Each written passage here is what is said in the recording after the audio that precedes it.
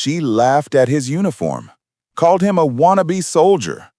But hours later, a convoy rolled into the neighborhood, and Karen realized she hadn't insulted just one man. She'd insulted an entire unit of warriors. Jack Tanner was no stranger to disrespect. As a retired Marine and former Special Forces operator, he wore his uniform with quiet pride, often keeping it framed in his home office or bringing it out during national holidays. To him, it was a reminder of brothers lost, of missions survived, of honor earned the hard way. But to HOA President Karen Phillips, it was an opportunity for mockery. At a community barbecue, she spotted Jack in his Marine dress blues, shaking hands with neighbors. Karen smirked, rolling her eyes.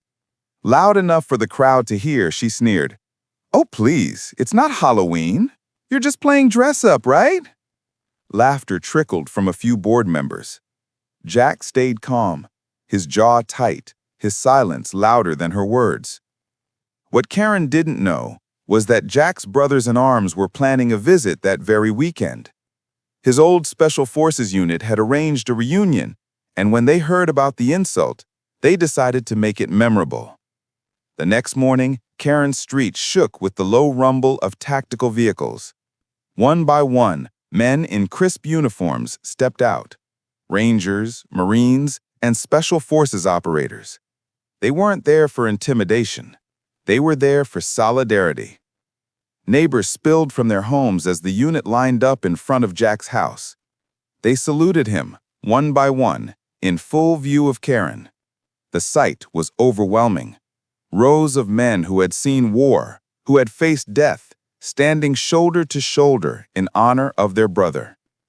Karen froze at her window, face pale. The same mouth that mocked now stayed silent. The neighborhood buzzed with respect, cell phones capturing every second. Jack finally spoke, his voice steady. "This uniform isn't mine alone. It belongs to every man and woman who stood where we did. Mock me if you want, but never mock them." Within days, the story spread online. Karen's name became infamous, her reputation shredded. The HOA scrambled for damage control, but it was too late. The power of respect, brotherhood, and military honor had crushed her petty ridicule. Jack didn't gloat. He didn't need to. The salute of his unit said more than any words ever could. I'm Liam. Subscribe for more HOA madness. Thanks.